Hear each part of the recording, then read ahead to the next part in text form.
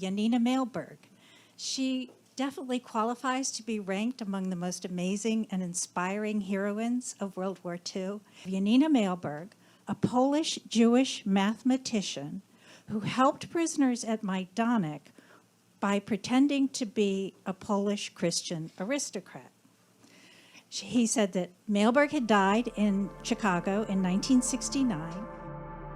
It was 1938. The world teetered on the edge of catastrophe. In Europe, dark clouds gathered as whispers of war grew louder, and across nations, fear took root. For many, it was a time of growing uncertainty, but for Dr. Josephine Janina Mehlberg, it was the beginning of a dangerous and remarkable journey, one that would put her life on the line to save thousands from the brutal grip of the German regime. But to understand her courage, we must first understand the woman behind the legend. Josephine was not your average doctor. Born in Poland, she had the sharp intellect of a scholar, but her heart was filled with compassion for those in need. Her medical training was prestigious, but it was her audacious spirit and quick thinking that would make her a hero. When the war began, she did not hesitate. She knew that what lay ahead would demand more than just intelligence. It would require unfathomable bravery. The early days of 1938 may have seemed calm on the surface, but beneath it all, Europe was simmering with fear. Anti-Semitic laws spread like wildfire across the continent, and for the Jewish population, life became a daily nightmare. But Josephine, who had seen the writing on the wall, was preparing for the unimaginable. She would become a resistance fighter, but not with guns or bombs. Her weapons would be false identities, forged documents, and endless bravery. Her greatest asset? A disguise that would fool even the most ruthless Gestapo officers. She transformed herself into Countess Mehlberg, a fictional identity that would allow her to move freely through German-controlled territories, saving lives as she went. To those she encountered, she was a picture of nobility, her air of confidence and charm fooling everyone she met. Little did they know, the woman before them was orchestrating one of the most daring rescue missions of the war. This was no ordinary resistance work. Josephine's mission was to save lives, but not just a few. She aimed high, an astonishing 10,000 people. Men, women, children, entire families escaped the destruction grip of the Germans because of her cunning. Each life she saved represented an act of defiance, a moment where good triumphed over evil in the most dangerous of circumstances. Her method was bold, almost reckless by normal standards. Armed with forged documents, she managed to create false identities for thousands of Jewish refugees, ensuring their safe passage out of German-controlled areas. As the Counterfeit Countess, she knew the stakes. A single mistake could have cost her everything: the exposure of her operation, the arrest of the refugees, and her own brutal execution at the hands of the Germans. But fear was not in her vocabulary. She was driven by something more powerful, a deep, unrelenting desire to fight for the voiceless, the helpless, and the innocent. And yet, behind her poised exterior, Josephine carried a heavy burden. The weight of every decision, every life saved or lost, rested on her shoulders. The war waged not just on the battlefields of Europe, but within her heart and soul. She knew she was walking a tightrope, always one step away from the clutches of the Gestapo. But this was her calling, and she was determined to answer it, no matter the cost. Each time she sat before a German officer, her heart raced. The cold, calculating eyes of the Gestapo bore into her, searching for any sign of weakness, any crack in her story. But Josephine was unflinching. Her greatest performance was playing the role of a countess with such grace and precision that even the most skeptical officers bowed in respect. She knew that her survival, and the survival of countless others, depended on her ability to maintain this charade. Her story was not just one of bravery, but of extraordinary ingenuity. She could not rely on sheer force or the strength of armies. She relied on her mind. Forging documents, crafting escape routes, negotiating with dangerous men, these were her tools of resistance. And with each successful operation, she grew more confident, more determined. But the Gestapo was relentless. As the war intensified, so did their hunt for dissidents and those aiding Jewish families. The net was closing in on Josephine, and with each passing day the danger grew. She knew she was a target, But she also knew that stopping was not an option. Too many lives hung in the balance. As the war raged on, so did Josephine's secret life. The woman who could have lived in safety, practicing medicine far from the front lines, chose instead to dive headfirst into the heart of the resistance. She forged not only documents but bonds of trust and hope with those she rescued. Each person who looked into her eyes saw the courage that kept them alive. But this story, this journey of Dr. Josephine Janina Mehlberg, was only just beginning. The road ahead would be filled with unimaginable risks, close encounters, and moments of profound despair. Yet through it all, she would remain the Counterfeit Countess, a beacon of hope in humanity's darkest hour. Will Josephine outsmart the Gestapo once again? Will her mission to save 10,000 souls succeed? By 1940, the world had plunged deeper into chaos. The Germans had tightened their grip on Europe, and their hunt for dissidents, Jews, and resistance fighters grew ever more brutal. The cities were filled with whispers of betrayal, and trust was a dangerous luxury. Dr. Josephine Janina Mehlberg, now firmly entrenched in her role as the Counterfeit Countess, knew that every day brought new risks. The stakes were unimaginably high, but her mission had only just begun. It was a crisp morning when Josephine's world nearly unraveled. She had been scheduled to meet with a high-ranking Gestapo officer under the pretense of renewing her noble credentials, an essential task to maintain her cover. As she stepped into the ornate government building, her heart beat faster, but her face remained calm, exuding the elegance of a countess. She had done this countless times before, and each meeting felt like walking into the lion's den. One slip-up, one wrong word, and her entire network could be exposed. But something was different this time. The officer greeting her had a piercing gaze, and though he smiled politely, there was a chill in his demeanor. Josephine noticed subtle signs, his eyes lingering a moment too long on her forged documents, the tension in his body as he scrutinized her every movement. Had someone betrayed her? The question gnawed at her as she maintained her composure, answering his questions with the grace and authority befitting a countess. But beneath the surface, fear gripped her. She had been too successful. Word of her rescues had spread quietly among the Jewish underground, and with success came the risk of exposure. Even the best-laid plans could unravel, and in times like these, loyalty could shift in the blink of an eye. The meeting dragged on longer than expected. The officer, still maintaining his polite facade, began to press her with subtle questions about her travels, her acquaintances, her purpose. Josephine could feel the noose tightening. He knows, she thought, but outwardly she was impeccable.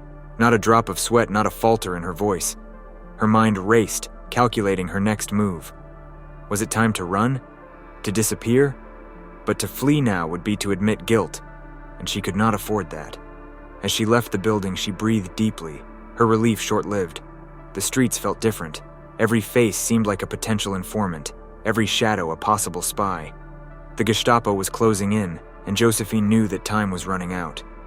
But the mission wasn't over, far from it.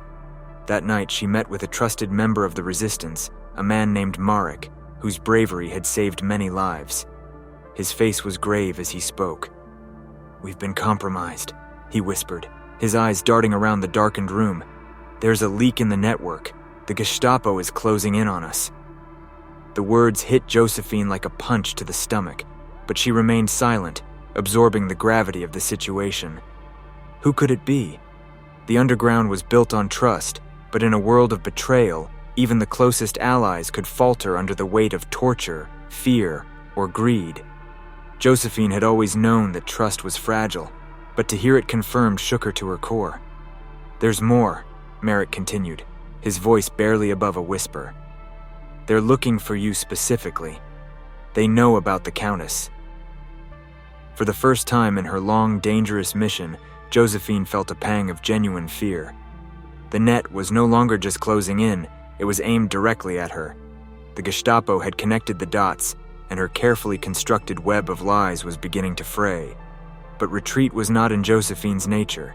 She had saved too many lives to give up now. If they wanted the Countess, they would have to catch her first. The next few days were a blur of careful planning. Josephine knew she had to adapt, to evolve her tactics. The Gestapo was relentless, but she was clever. If they thought they had her cornered, she would slip through their fingers once again. One night, under the cover of darkness, she slipped out of her safe house and traveled to a remote village. There, a network of hidden tunnels and safe houses had been prepared for moments like this, where high-risk operatives could lay low until the danger passed. But Josephine wasn't hiding. She was preparing for the next phase of her mission, a mission that would take her deeper into German-occupied territory, where the risks were even greater, but the rewards were priceless. As she moved through the underground network, she reflected on the lives she had already saved. The children, mothers, and fathers who had escaped their ending because of her forged papers and careful planning. She knew that there were thousands more who needed her help, and the thought of those innocent faces gave her the strength to press on. The Gestapo's hunt for her intensified, but so did her determination. She became more than just a countess. She was a ghost, a shadow slipping through their grasp time and again. Each time they thought they had her, she was already miles away, preparing her next daring rescue. But she knew that the war was far from over. The Germans were growing more desperate, more ruthless, and Josephine's ability to stay one step ahead of them was becoming more difficult. Yet, with every close call, every narrow escape, she felt the weight of her mission even more deeply. There was no turning back. The Counterfeit Countess had more lives to save. As the war progressed, Josephine Janina Mehlberg's operations became even more critical. The German machine was growing more brutal by the day, and the Gestapo's noose tightened around those who resisted. Jewish families, once hidden away in cramped basements or smuggled through forests, found themselves with fewer places to run. The walls were closing in, and Josephine's resolve was tested like never before. But she was not alone. Over time, Josephine had built an extensive network of allies. Some were fellow doctors who helped forge medical records for those escaping. Others were ordinary citizens, risking everything to hide families or provide shelter. There was a quiet heroism in those who never wore a uniform, those whose greatest weapons were their bravery and compassion. By 1942, Josephine's efforts had reached new heights. Her network had saved thousands, but the price of success was steep. The Gestapo was becoming increasingly suspicious of the so-called Countess Mehlberg. Whispers of her exploits had reached their ears. The myth surrounding her was growing, and as more lives were saved, the hunt for her intensified. One fateful day, while crossing into a heavily guarded region to secure safe passage for a group of Jewish children, Josephine found herself in a dire situation. As she approached a checkpoint with a forged noble passport, she noticed a familiar figure standing with the German guards. It was someone she had trusted, a former member of the underground who had been captured just weeks prior. Her heart sank. Had he broken? Torture could make anyone crack, even the bravest souls. As the guards motioned for her papers, she saw the recognition in the man's eyes. He knew her real identity. For a split second, their gazes met. Josephine's breath caught in her throat as she prepared for the worst. But then, in a stunning act of defiance, the man looked away. He said nothing, refusing to reveal her. She exhaled slowly, and the guards, unaware of the silent exchange, stamped her papers and waved her through. That moment, suspended in time, was a reminder of the delicate balance of trust and betrayal in the resistance. Though she had escaped, she knew this couldn't continue forever. The Gestapo was closing in. That evening, Josephine met with a key figure in the underground resistance. The man, an aging veteran of countless operations, laid out the reality of the situation. "They are after you, Josephine," he said, his voice filled with the gravity of the situation. "The Gestapo has spread their net wide. They are questioning everyone. They know there's a countess helping the Jews escape, and they're putting all their resources into finding you." Josephine nodded, her expression unreadable. She had expected this, but hearing it out loud sent a chill through her. She knew she was playing a dangerous game, and the stakes had never been higher. "I can't stop now," she said quietly. "There are too many lives at risk. If I stop, they'll die." Her companion studied her face for a moment before responding. "We've arranged for you to leave the country, to disappear. You could live under a new identity, far away from here. You've done more than anyone could have asked. It's time to save yourself." Josephine shook her head firmly. "Number, I've come this far, and I will see this through. If I leave, who will help them? Who will save the children? I can't abandon them now." Her decision was final. The man nodded, understanding her resolve, though the worry in his eyes was unmistakable. But even as Josephine defied the odds, slipping through Gestapo fingers time and again, the war's toll was taking its toll on her. She had seen too much, too many innocent lives lost, too much cruelty. The horrors weighed heavily on her heart, and though her bravery never faltered, there were nights when the fear and exhaustion became overwhelming.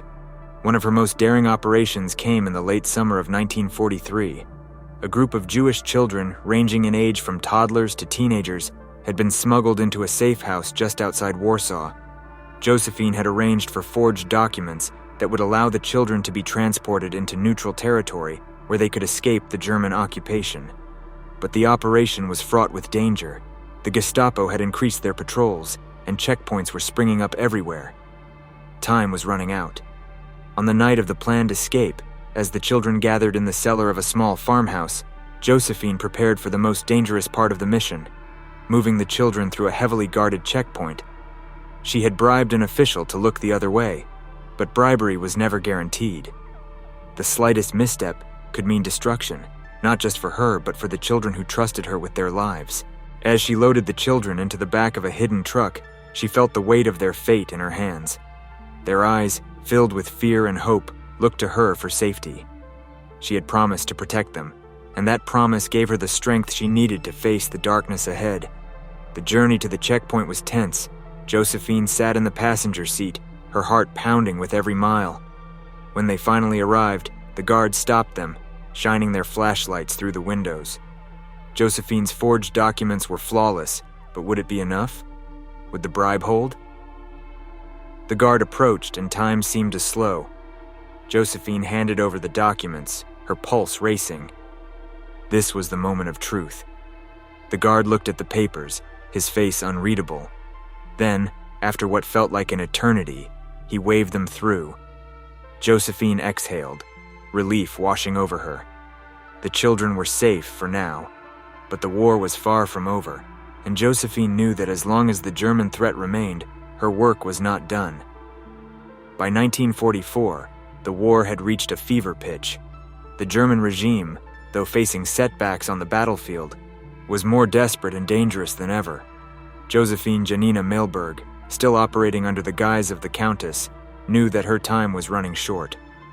The Gestapo had intensified their hunt for resistance leaders, and every mission she undertook now felt like a race against death. Despite the mounting pressure, Josephine's courage only grew. Her network had already saved thousands, but there were more people to rescue. Many more. She had no illusions about the risks. Each operation was like stepping into a minefield.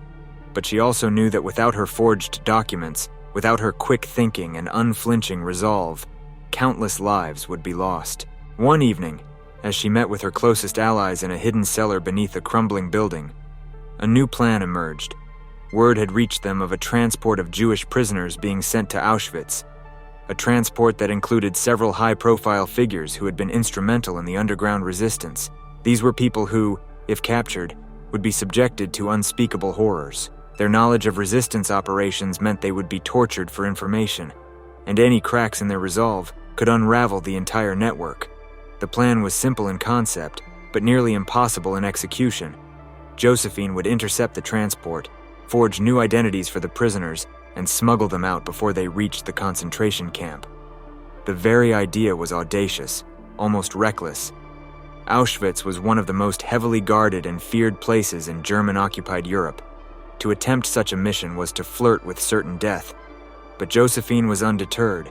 She knew the risks, and she knew the consequences of failure. Yet, in her heart, she also knew that this might be her last mission. The Gestapo's net was tightening, and though she had eluded them time and time again, her luck could only hold out for so long. On the night of the operation, Josephine and her team waited in the shadows near the railway tracks. The moon was hidden behind thick clouds, casting the landscape in near total darkness. They had a small window of opportunity, minutes, maybe seconds, to execute the plan before the transport was out of reach. When the train finally arrived, Josephine's heart pounded in her chest.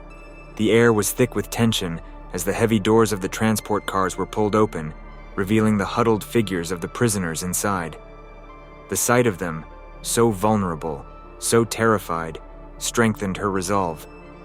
She would not let them die. The next moments were a blur of action.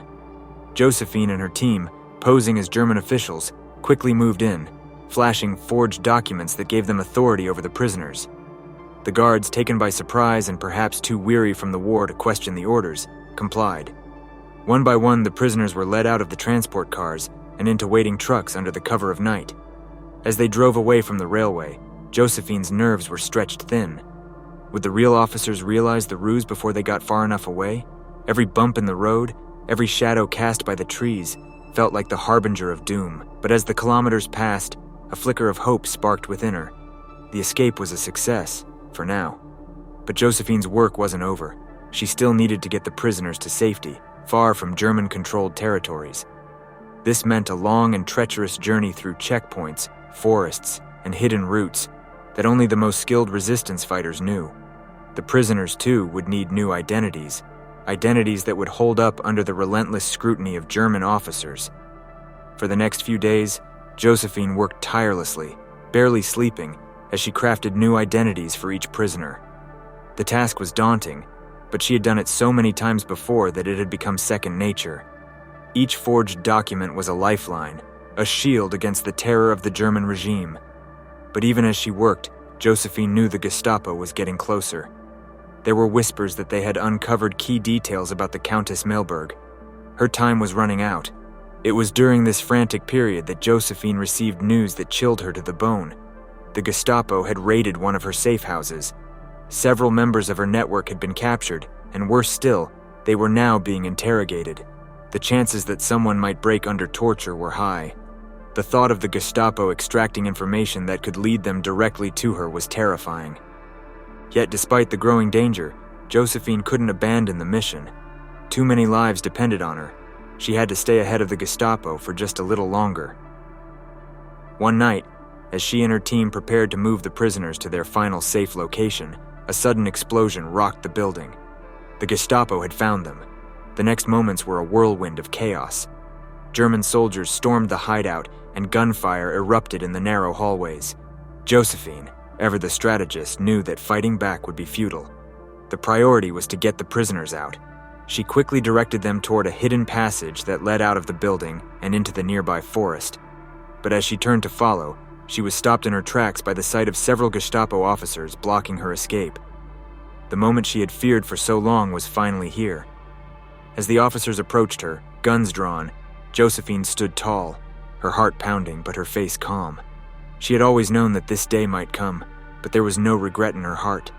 She had saved thousands of lives, and even in the face of capture, she remained defiant.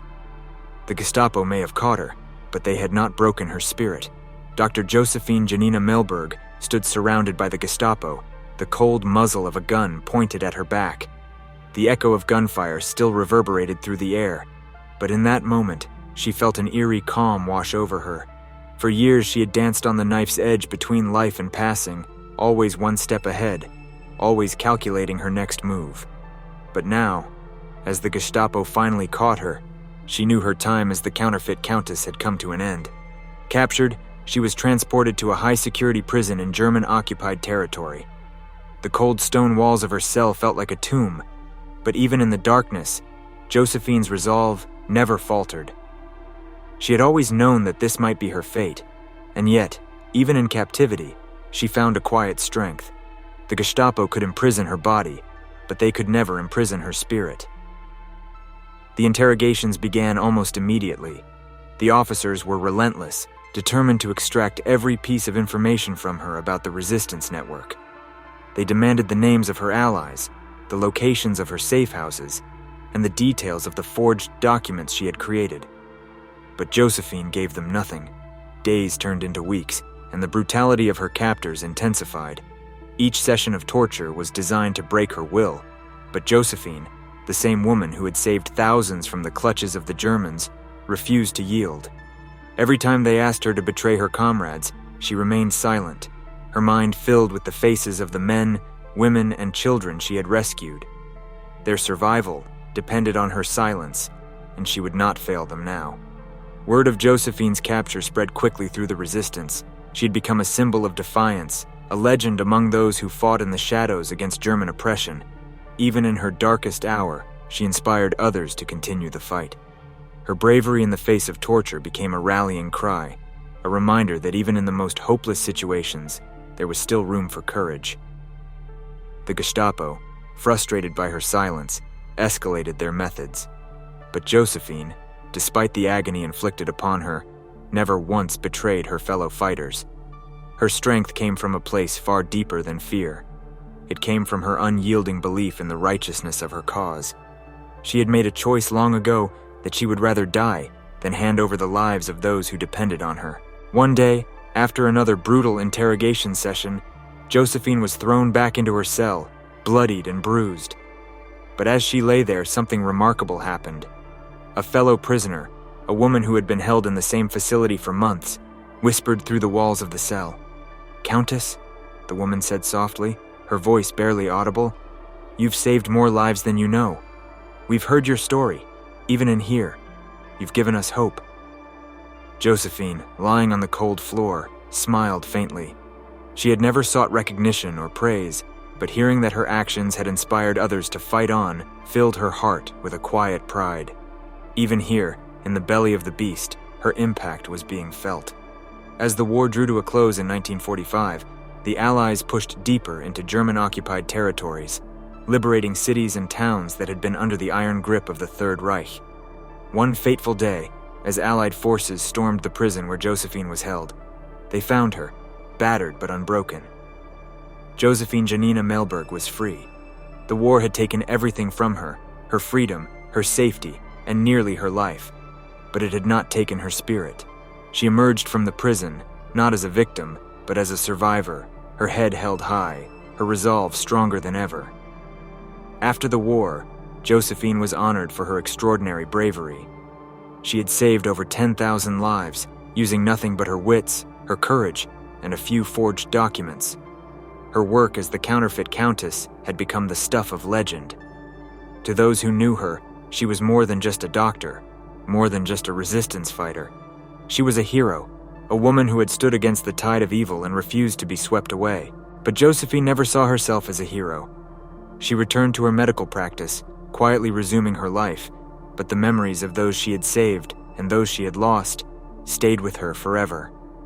The war had left scars on her soul, but she wore them with pride, knowing that she had fought for something far greater than herself.